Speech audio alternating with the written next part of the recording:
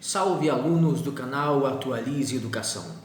Hoje vamos ver a segunda e última parte do tema Antigo Regime, o início da Idade Moderna, o Estado absolutista, as monarquias nacionais, o direito divino dos reis.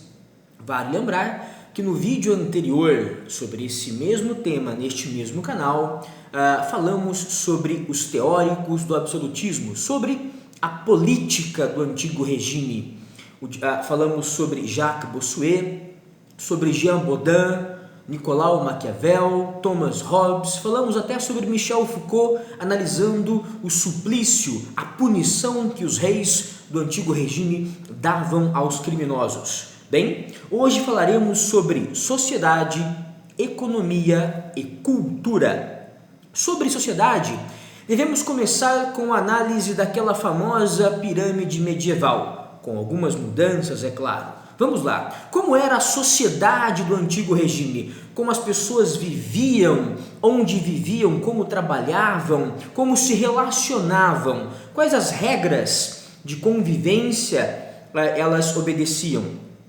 Em primeiro lugar, no topo da pirâmide estava o rei. Estava o monarca, aquele que detinha todos os poderes para fazer leis, cobrar impostos, determinar julgamentos de pessoas, comandar os exércitos, fazer guerra, fazer paz. Todo o poder sobre as pessoas estava nas mãos do rei, do monarca, monarquia, arquia, governo, só ele governava. Um pouco abaixo do rei vinha o primeiro estado, ou o primeiro grupo, por assim dizer. O que era o primeiro estado? Era o clero, era a Igreja Católica. Igreja Católica que era muito rica, chegou a ser dona de aproximadamente, nessa época, 40% das terras europeias. A Igreja Católica, é importante nós salientarmos, nós destacarmos, era composta de um alto clero e de um baixo clero. O alto clero, cardeais, papas, bispos, era feito por nobres, por proprietários de terras, por homens ricos. E o baixo clero, os padres em geral, era formado por pessoas mais pobres, inclusive pessoas vindas do povo, dos camponeses. Bem, a função maior do primeiro estado da Igreja Católica, do clero, era a guerra divina, era a guerra espiritual. Rezavam, eram chamados de oratores. E aqui, aliás, essa pirâmide do Antigo Regime é bem parecida com aquela pirâmide da Idade Média. Lá em cima, o primeiro grupo social, chamado pela palavra latina de oratores, aqueles que oram, protegendo todos nós das artimanhas, das tentações do demônio, do diabo. São os oratores, os guerreiros de Deus, os guerreiros espirituais, que lutam em uma guerra espiritual, do lado de Deus, do lado do cristianismo.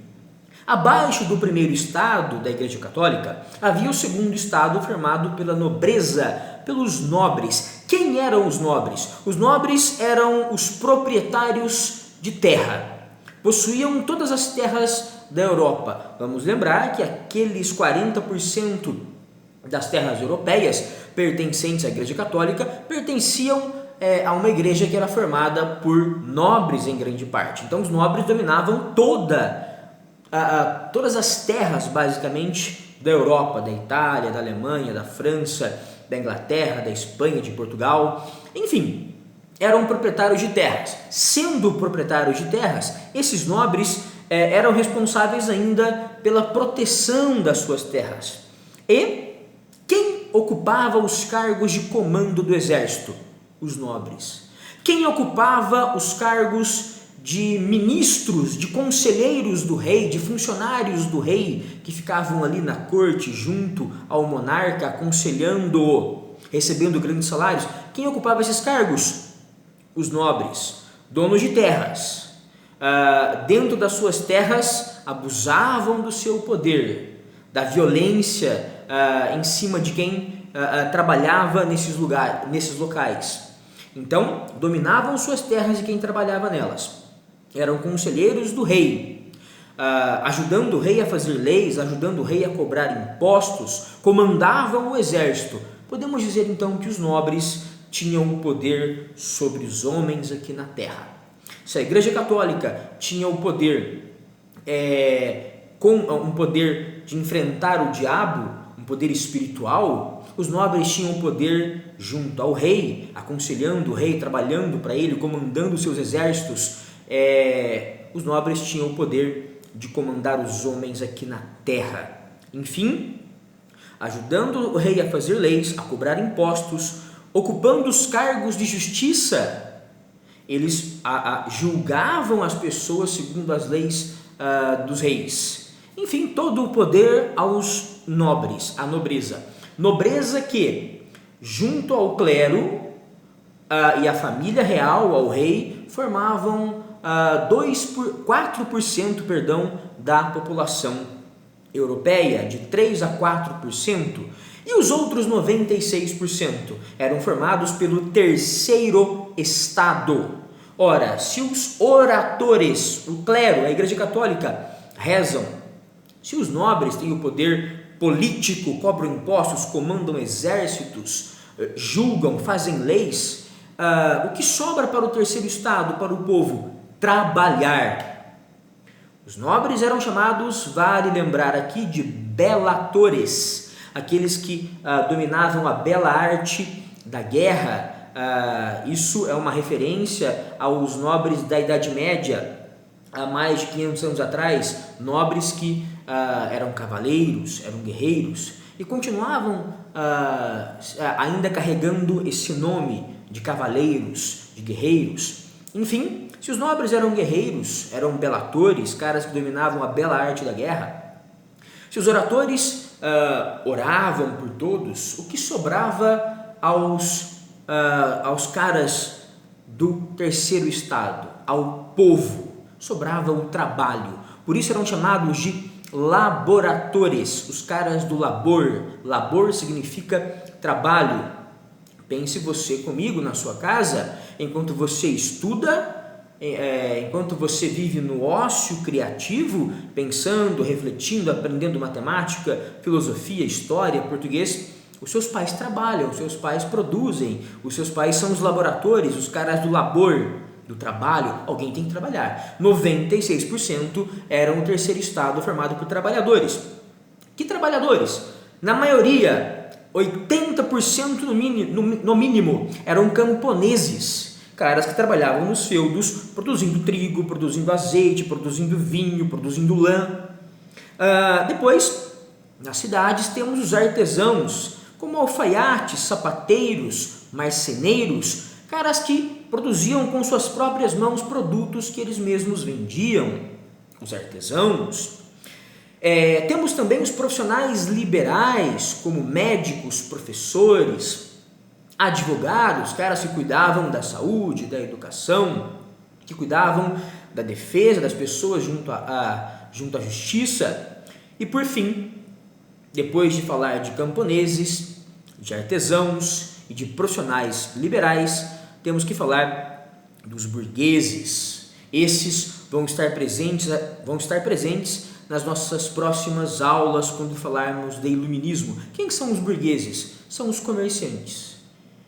São os caras que não produzem com as próprias mãos, não trabalham com as próprias mãos, mas ganham dinheiro em cima do que os outros produziram, do que os outros fizeram. O camponês é o comerciante, é o cara que compra por um preço e revende por outro. Havia pequenos comerciantes que trabalhavam dentro apenas de suas cidades. Havia grandes comerciantes que trabalhavam vendendo produtos entre cidades, entre regiões, entre países, até mesmo entre países que eram separados por oceanos, por mares. Grandes comerciantes, pequenos comerciantes, grandes burgueses, burgueses mais modestos.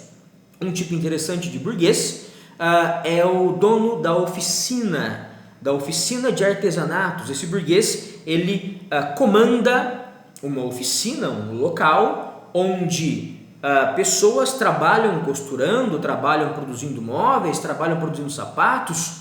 Essas pessoas usam máquinas movidas às mãos. Então eu tenho esse burguês, o dono da oficina, o mestre de ofício, o mestre de oficina, oficina que não é um local onde se consertam carros, mas é um local onde se fabricam produtos que serão vendidos. Então temos o mestre de oficina, o dono da oficina, e trabalhando para ele jovens aprendizes, os aprendizes, os seus funcionários que recebem salários, que usam máquinas movidas à mão, como teares, máquinas de tear, de fazer tecido, movidas pelos pés, pela força das mãos. E isso eram as manufaturas. Mão, fatura, fazer, artesãos que faziam produtos usando máquinas que não eram movidas a motor, mas a mãos humanas, a força humana. Esses artesãos trabalhavam para os burgueses, donos dessas oficinas. Então, eles não trabalhavam, os burgueses, mas ganhavam dinheiro com o trabalho dos seus artesãos assalariados, dos seus empregados. Enfim, camponeses, a maioria, trabalhando no campo, nos feudos, mais de 80% da população daquela época do Antigo Regime. Antigo Regime que existiu, foi uma época entre os anos de 1400 e 1500 aos anos de 1700, tá? Então o Antigo Regime acabou há mais ou menos 200 anos atrás. Bem, vamos falar um pouquinho do rei para encerrarmos essa parte da videoaula. O rei, ele mantinha uma relação de controle sobre essas três classes. Como ele controlava os camponeses? Os camponeses, os caras que plantavam, os caras que criavam ovelhas, criavam gado nas fazendas, nos feudos, passavam fome porque pagavam altos impostos. Bem, o rei então dizia o seguinte aos camponeses: eu sou um escolhido de Deus. A minha consciência e a minha inteligência apenas obedecem ao que Deus me manda fazer. A minha inteligência é iluminada por Deus. O que eu falo, o que eu penso, é o que Deus fala, é o que Deus pensa. Portanto, eu rei inquestionável. Esse rei olhava para o camponês e dizia: se você passa fome, alegre-se. Alegre-se por quê?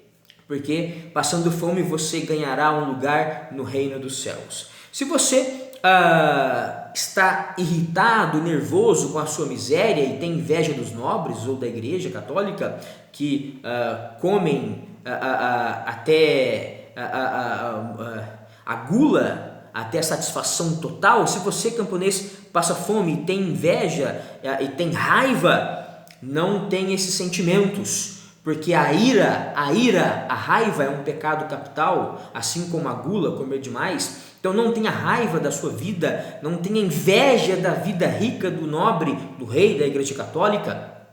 Se você é pobre, não consegue acumular dinheiro, não consegue acumular grãos, comida para a sua família, você não corre o risco de cometer o pecado da avareza, da pão-durice. Somente os nobres correm esse risco, somente a igreja corre esse risco, o risco de cometer o pecado da avareza.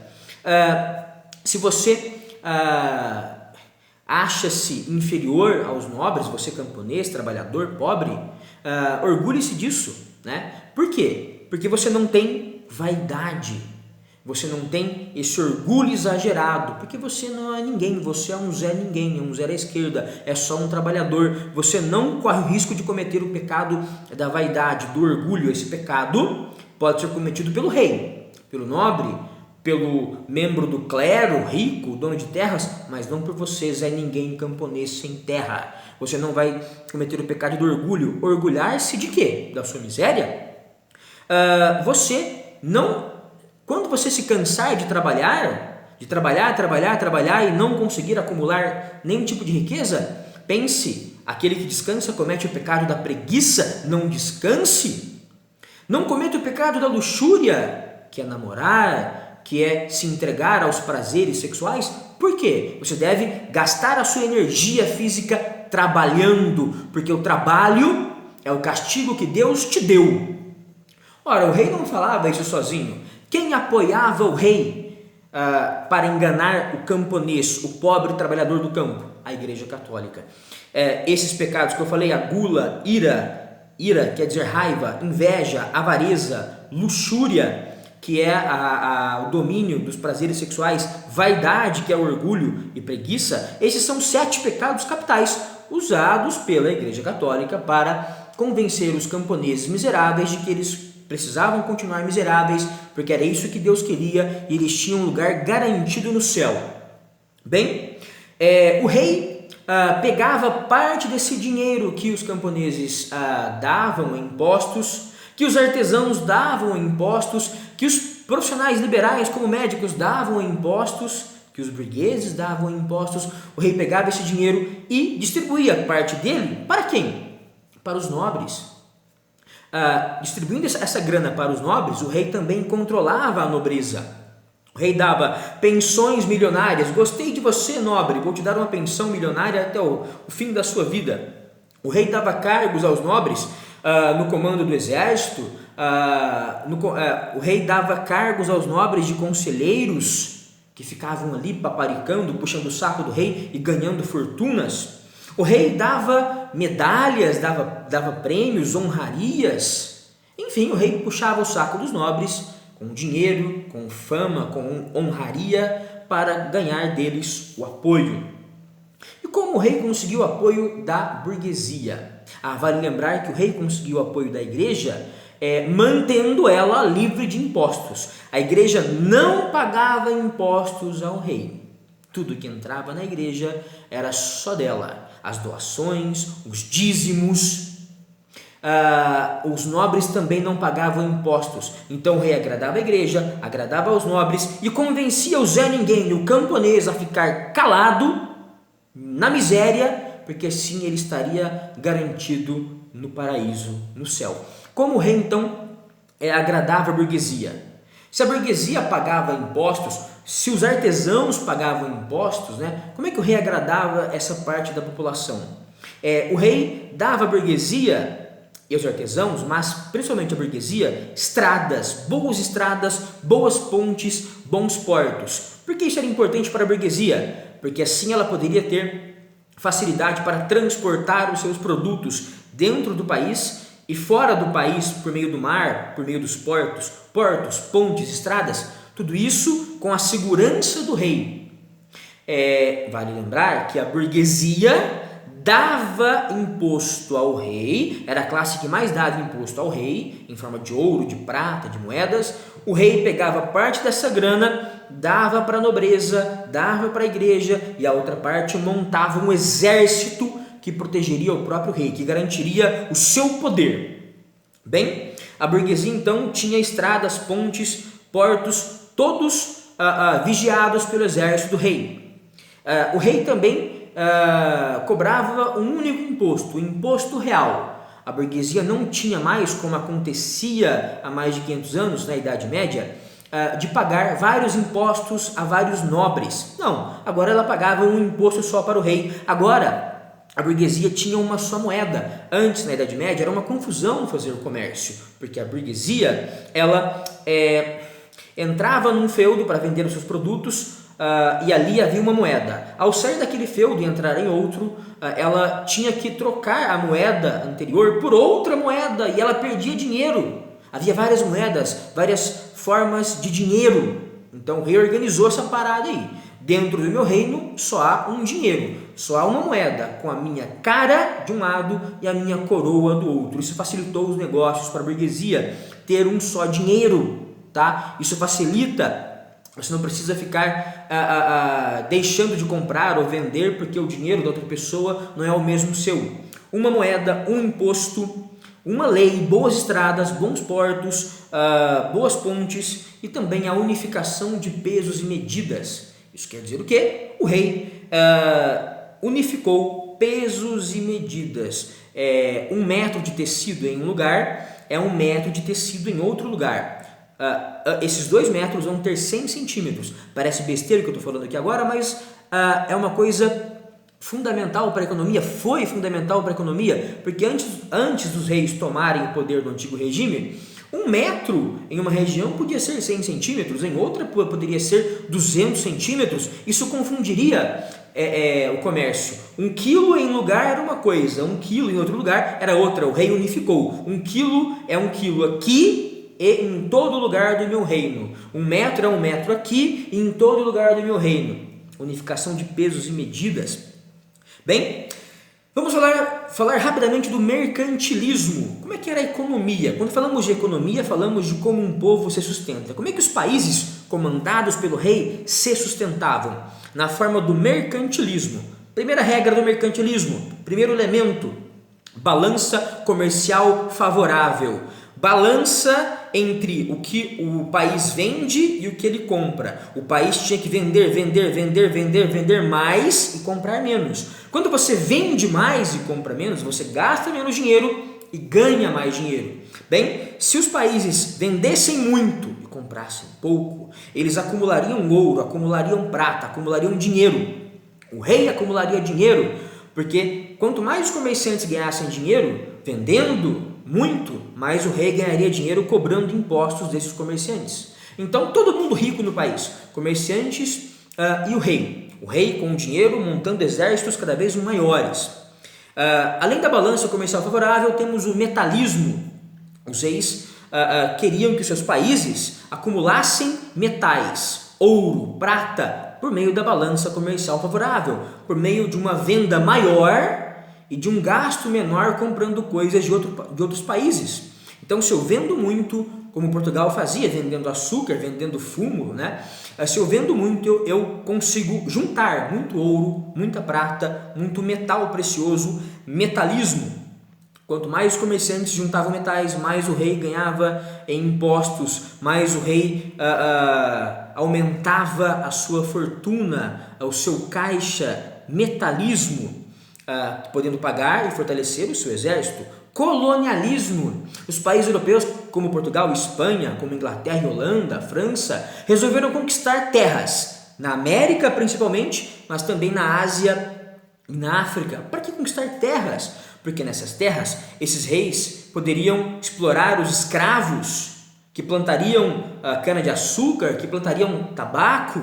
Então, dominar regiões da América, África e Ásia. Para quê? Para capturar escravos, vendê-los, ganhar dinheiro com eles, colocá-los para trabalhar, para tirar ouro da terra, para tirar prata da terra. Os portugueses tiraram muito ouro do Brasil, os espanhóis tiraram muito ouro da América Latina, da América Espanhola. Então os caras queriam terra para extrair ouro, prata, para plantar produtos que poderiam vender. Os comerciantes desses países ganhariam dinheiro e também os reis em forma de impostos. Colonialismo, fazer de um país livre uma colônia, dominar esse país e dizer: tudo que você produzir você vai vender só para mim.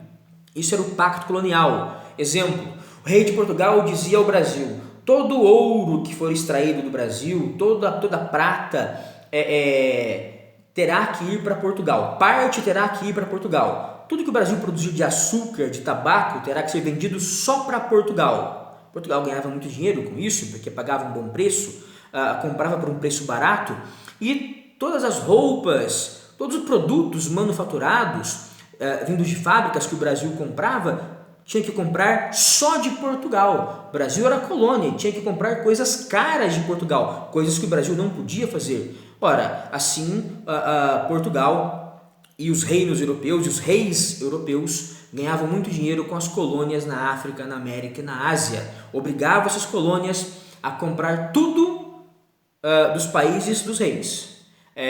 E obrigava essas colônias a vender tudo que elas produziam por um preço baixo aos países dos reis. Bem, saindo do colonialismo, vamos ao protecionismo alfandegário. Proteger a alfândega. O que é alfândega? Alfândega é a parte do governo que cuida dos produtos que entram no país e que saem do país. Então, o que é protecionismo alfandegário? Proteger a alfândega é cobrar mais impostos dos produtos importados. Com isso, os produtos importados ficam mais caros. ficam mais caros. Ficando mais caros, os cidadãos daquele reino vão preferir comprar o quê? Os produtos nacionais. Ora, se o açúcar nacional custa R$ 10 o quilo e o açúcar internacional custa 20, eu compro o nacional. O dinheiro fica aqui no meu país. Eu não dou dinheiro para fora comprando produtos importados, tá? E como isso é feito? Eu taxo, eu digo assim ao país estrangeiro: você pode vender aqui, mas você vai ter que pagar uma taxa para mim, para o governo, para o rei. E com isso esse produto vai ficar mais caro nesse país onde ele entra, esse produto importado. Protecionismo alfandegário: eu taxo, eu cobro imposto de produtos importados para que o meu povo, para que o povo do rei compre produtos só daquele país, para fortalecer o reino, tá? O país, a nação. Monopólio comercial: o rei, para agradar burgueses, para agradar nobres, ele dizia o seguinte, por exemplo, o rei de Portugal: quem vai produzir açúcar serão só vocês, nobres. Vocês, famílias de nobres, não todos, vocês que eu escolhi. Para vender esse açúcar aqui em Portugal, eu vou escolher só esse grupo de burgueses. Então o rei dava o direito de vender e comprar a pessoas que ele queria, a burgueses e a nobres, para puxar o saco dessas pessoas. Às vezes o rei dizia que só ele, rei, poderia vender alguma coisa e lucrar com isso. Monopólio comercial: de quem é o direito de fazer comércio? É de alguém escolhido pelo rei. Mono, polio, poder, monopólio. Quem tem o poder? Um só. Um grupo de burgueses, um grupo de comerciantes ou o próprio rei. Quem decide isso daí? O rei. O rei manda na parada. Absolutismo. Cultura. Finalizando a aula: como mudou o comportamento do ser humano no antigo regime? Até 500 anos atrás, até a Idade Média, o ser humano se comportava pelo teocentrismo. Centrismo, centro, teo, Deus. Deus estava no centro da vida. E aqui lembro de Santo Agostinho, filósofo católico da Idade Média. Ele dizia o seguinte, pensador católico da Idade Média, há mais de 500 anos. Ele afirmava que tudo que nós pensamos, a inteligência humana é iluminada por Deus. E o cara mais iluminado por Deus é o rei. O rei pensa como Deus, então ninguém pode questionar o rei. Todo mundo tem que se conformar com o que o rei faz, com o que o rei manda. Conformismo, falta de liberdade. O povo se comporta como uma criança. O rei é Deus, não posso questioná-lo. A coisa começa a mudar, porque o teocentrismo, que coloca toda a fé e obediência no rei, que é Deus, que é Teo, que é Deus, Deus, centrismo no centro, e o rei é Deus, portanto o rei está no centro. Então sai o teocentrismo, né, do antigo regime, e começa a entrar o antropocentrismo. Homem, centrismo no centro. Homem no centro, isso quer dizer o quê? A razão, a reflexão, o pensamento.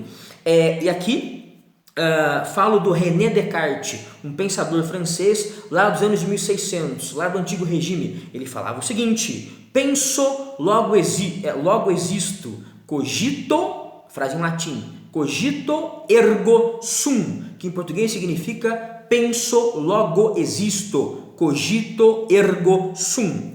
O que o Descartes estava querendo fazer ou dizer? René Descartes, francês, estava dizendo: cara, quando você pensa, quando você usa a sua reflexão, você chega à verdade. Larga de obedecer ao rei. O rei não é Deus.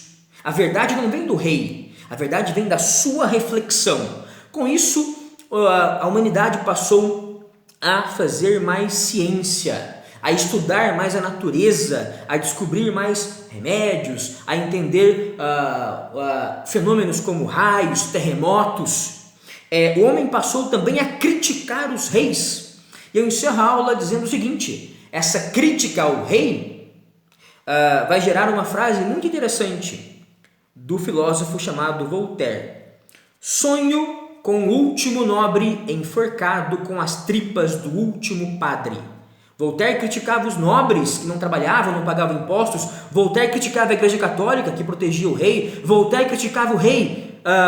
E isso vinha do quê? Isso era chamado do quê, aliás? Iluminismo. As pessoas passaram a pensar por elas mesmas, não mais obedecendo só aos reis. Fico por aqui, muito obrigado, até uma próxima aula com o tema Iluminismo. Até lá!